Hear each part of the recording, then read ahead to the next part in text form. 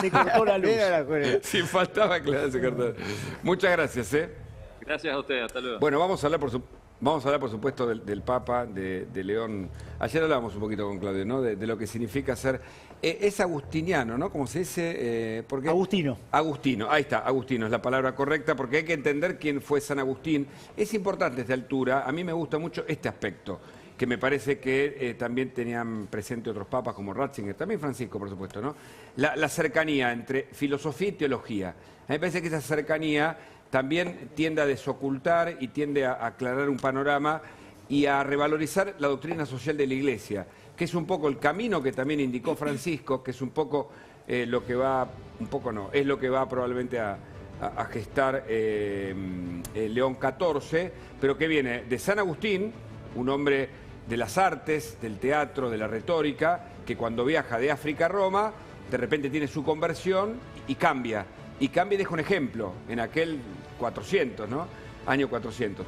Y San Francisco Asís, que es como el mentor o quien, digamos, a quien sigue Francisco, también con una mirada que cuando llega a la Iglesia Católica genera inquietudes, ¿no? Esto de hacer lío que tenía nuestro querido Papa. Pero además es un Papa peruano que eligió la nacionalidad peruana, donde tuvo la mayor parte de su obra, allí, justamente en ese país tan cercano, tan hermano, pensemos en lo que pasó en la Guerra de Malvinas, en la cercanía con Perú, por un montón de razones, incluso políticas, que es norteamericano, pero que habla español, habla 7 idiomas. Fíjate la preparación de León XIV. ¿Me dejás que te aporte un datito también de color? Esa es la idea, sí. ¿Quién era el discípulo considerado más fiel de San Francisco? León. Ah, qué dato me acordás, qué lindo. Que le ves, la gente que sabe siempre te da eso. No parece muy casual. No parece ser muy casual. Dada la cercanía, sobre todo, que había tenido en los últimos años Prevost con el Santo Padre Francisco. Y además, vale la pena revalorizar la doctrina social de la Iglesia, que siempre estuvo más cerca de los más débiles, porque eso está en el Evangelio. Cuando le preguntaron a Jesús, digamos, sobre quiénes necesitaban la salvación, él dijo, ¿quiénes necesitan el médico?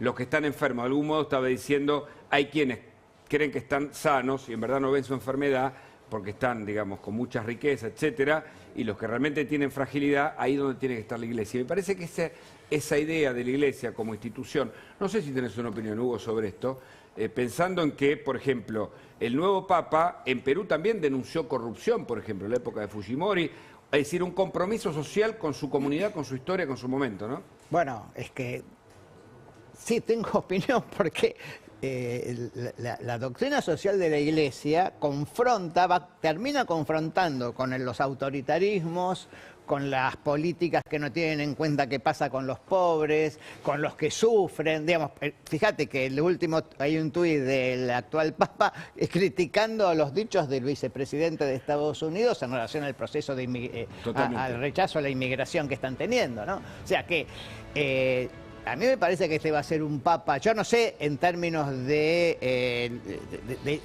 los ritos de la Iglesia, quiero decir, no sé qué opinará del aborto, de los gays, etc. Bueno, sí. Pero en términos de lo social está claro que es un hombre que tomó su nombre del papa, que era el papa de los pobres. Claro, eso está clarísimo. Y para aprender un poquito más, está con nosotros Evelyn Pérez, que es licenciada en Teología y Derecho Canónico, porque también el Papa, León XIV, es también un experto en Derecho Canónico. Hola, exactamente, buenos días, muchas gracias por la invitación.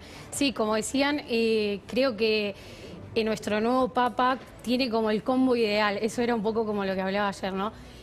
Cuando compartía después de que haya salido su elección, el Papa tiene el combo ideal que creo que la Iglesia Católica necesitaba hasta este momento. Es un Papa que tiene profundidad teológica, como decían, por ser agustino, y los agustinos son una congregación que tiene una profundidad teológica muy fuerte.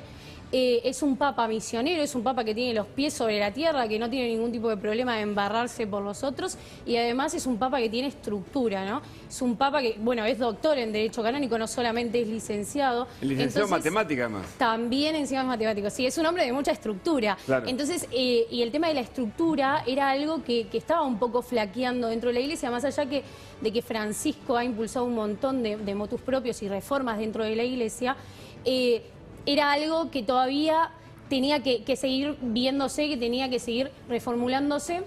Y creo que León XIV puede ser esa gran pata que nos faltaba, ¿no? Sí, eso. Incluso, bueno, quiero sumar un dato más que no parece tampoco ser casual, mucha diosidencia.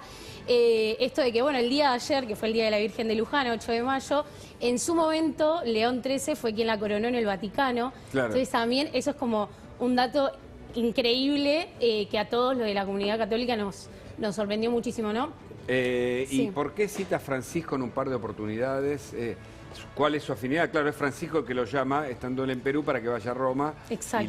Y lo nombra cardenal, ¿no? Sí, Francisco es quien lo nombra cardenal. Bueno, yo creo que, a ver, subjetivamente, creo que lo nombra porque él sigue una línea, o por lo menos vemos, porque todavía no ha hecho nada, ¿no? Conocemos muy poco, vemos que sus intenciones es seguir una línea muy parecida a lo que venía haciendo Francisco. Ya el hecho de que haya tomado el nombre de León habla mucho de qué pasos puede llegar a tomar dentro de la Iglesia.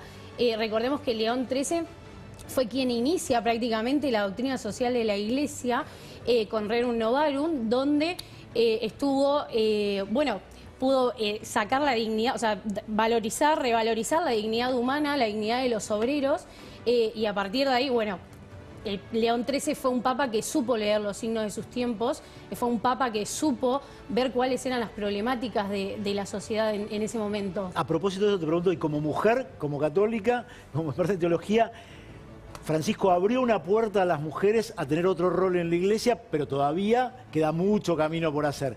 ¿Qué esperás que pueda hacer León y qué crees que hasta dónde la Iglesia le va a permitir llegar?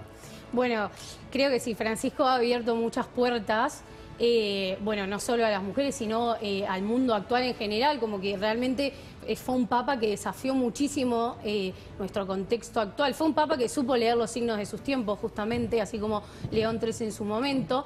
Y como mujer, realmente yo el espacio lo tengo, porque realmente puedo desarrollarme como teóloga y canonista, pero sí es verdad que falta mucho, es verdad que falta muchísimo, y no solo las mujeres laicas, sino también los hombres laicos que son expertos en teología y que quizás no tenemos ese lugar dentro de bueno, ciertos ambientes de la Iglesia, porque quizás no tenemos tanto alcance, no sé, como los sacerdotes o como los consagrados, que pueden tener un contacto mucho más fácil con las altas, con los altos lugares dentro de la Iglesia. Esa es la realidad.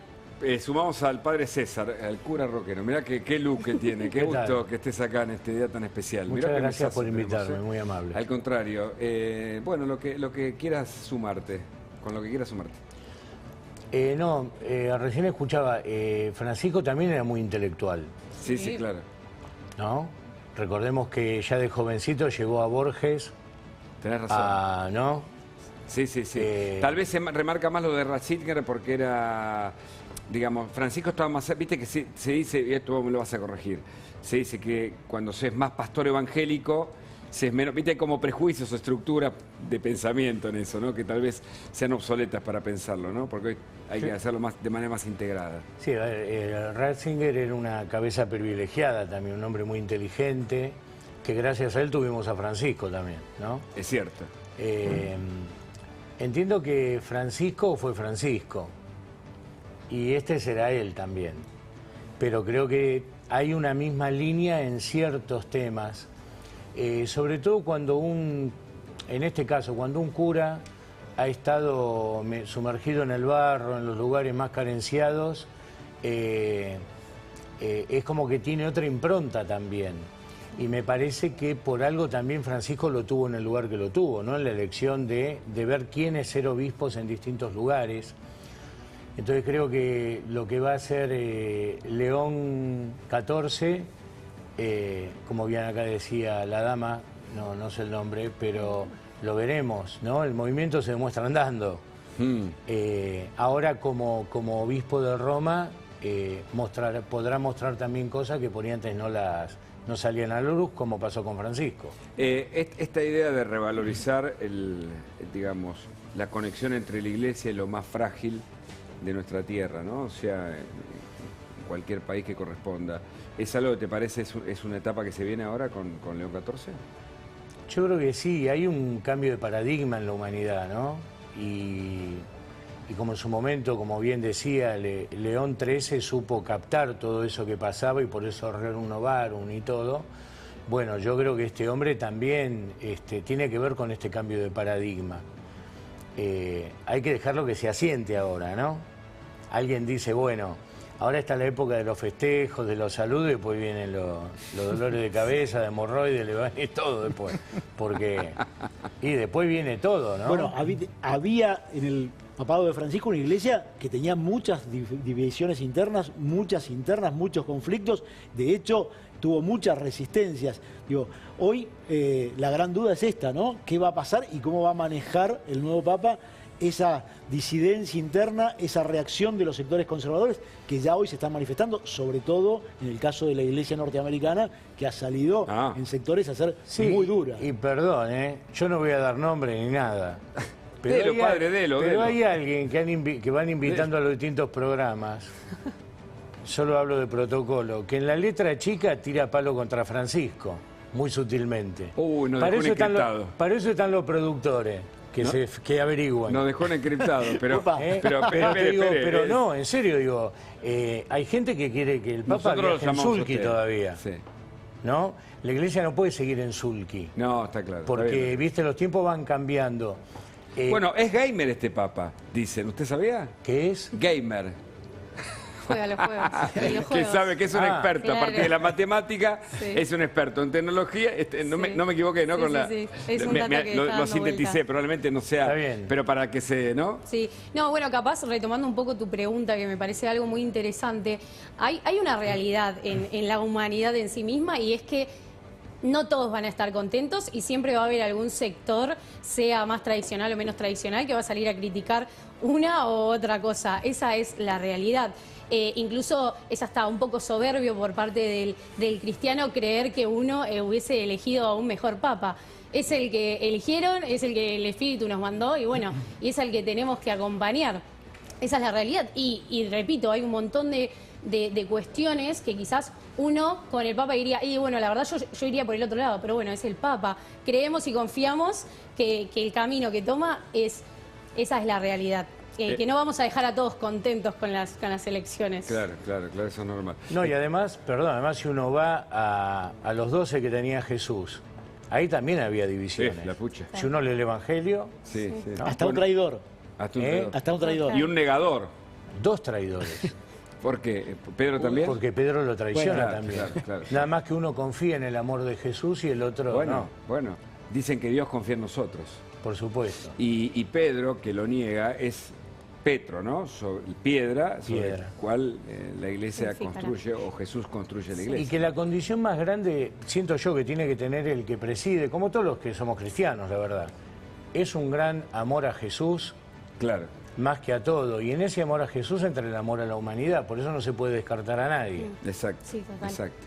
Interesante, qué linda mesa, ¿eh? Por supuesto que hay una contracara del amor, de la paz y de lo que viene en términos de la cristiandad, que es lo que nos pasa con la inseguridad entre nosotros y Carava, gran Gustavo Carvajal. Tiene varias historias, entre ellas una de hoy, ¿no, Gustavo? Muy grave. ¿Cómo estás? Exactamente. ¿Qué tal, Hugo? Buenas tardes. Sí, porque el conurbano